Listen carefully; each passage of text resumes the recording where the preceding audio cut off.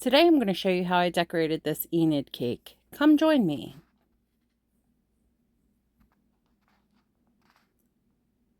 So this cake is a 9-inch 2-layer cake. So I'm going to start with leveling off my cakes and then I'm going to stack them. So I put some buttercream on the board and I'm going to use some buttercream just to begin stacking and crumb coating the cake. After I get some in between the layers, I'm going to add that second layer after leveling that out. So once I have those two stacked on top of each other, I'm going to crumb coat the cake.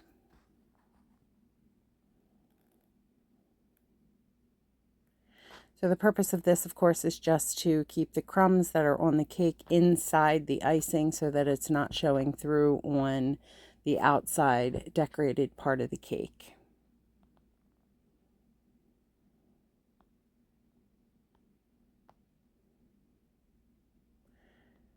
So I'm going to let a little bit of a lip on the top of this cake so that I'm able to cut that off to really square those corners, as you can see me doing here.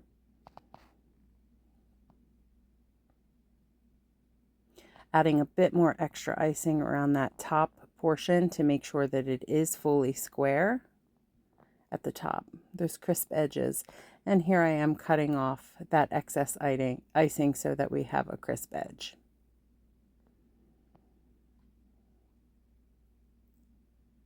Here I am adding a little bit of extra icing around the very outside of the top of the cakes because there was a little bit of a kind of a droop down on the outside of the cake.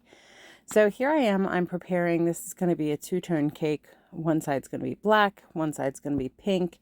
So I used a bit of parchment paper to line halfway across the top and sides of this cake. I'm using that as my guide so that I don't get the black onto the pink side, and I'll do the same once I get to the pink side. So once I have the icing onto the cake, I'm really making sure that I press that into the cake so I don't have air bubbles underneath this layer of black icing. I'm just going to smooth this out. In between each of these steps, I am putting this into the freezer so that I can work with it without messing it up as I'm going to the next step.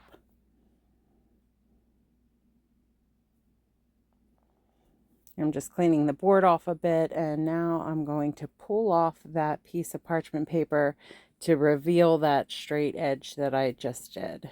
And so I'm going to do that same thing again, only this time I'll be doing pink on the other side of the cake. Notice that I'm really careful to line up this parchment paper along the edge so that it's right up against the other side of the cake.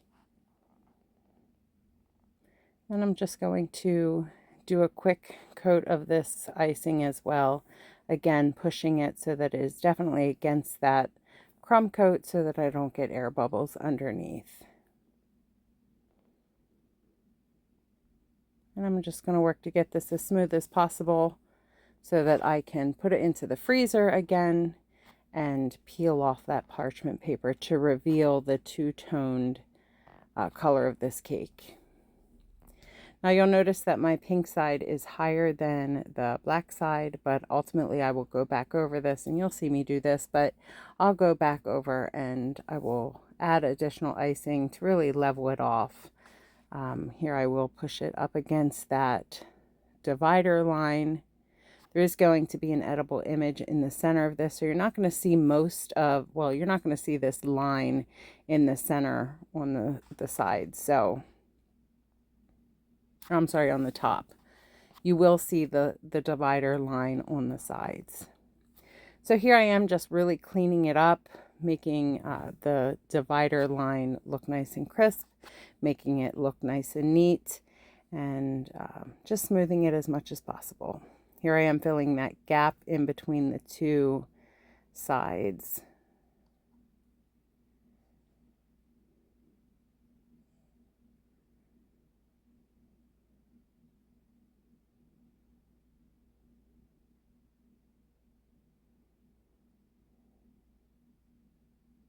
And again, I am working with a cake that has been in the freezer, so it's pretty easy to work with it. Here I am just adding a little bit of water to assist me in smoothing out the little bit of imperfections that have been on the side. And I'm using a Viva paper towel, which doesn't have any pattern on it, to again, to assist in smoothing out any imperfections that remain in the icing.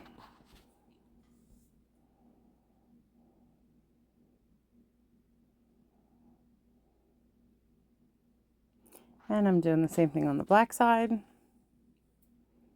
little bit of water, rubbing it on the side to smooth it out, and then I'll use that Viva paper towel again on top of the black side.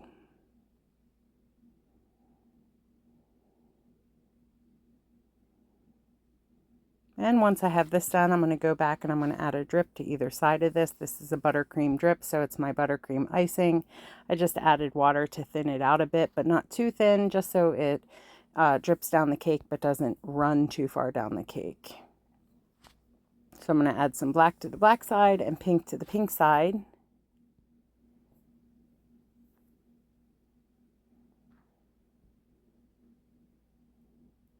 And after I'm done that, I'm going to go back and I'm going to add some borders. Here I am adding pink to the bottom. I'll do the same at the top. And then I'll switch and do black on the bottom on the other side and black along the top on the other side.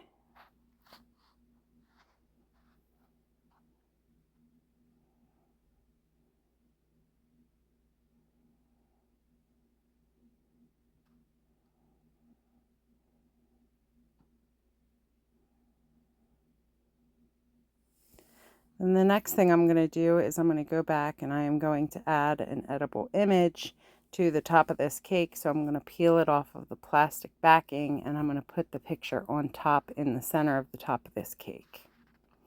Making sure to line up the two halves of this top. Again, this is an Enid cake, so half of it is the more colorful side and the other half is the black and white side. Here I am just adding a black border to cover the edges of that edible image. And per the inspiration piece, it was black the whole way around, so I'm doing the same here, even though the one side is pink. And the last thing I'm going to do is add some sprinkles. So black, white, and gray to the one side and colorful on the other side. And with that, that is going to finish this cake. Just picking up some of those sprinkles that fell into the middle and placing them right on the cake. And with that, that does wrap up the whole cake. And this is what the cake looked like when it was finished. Give it a spin. And that completes the cake. So if you enjoyed watching this video, I do encourage you to subscribe to my channel so that you don't miss any future content. And I also would love if you would like, comment, and share. Thank you so much for joining us. Please come again.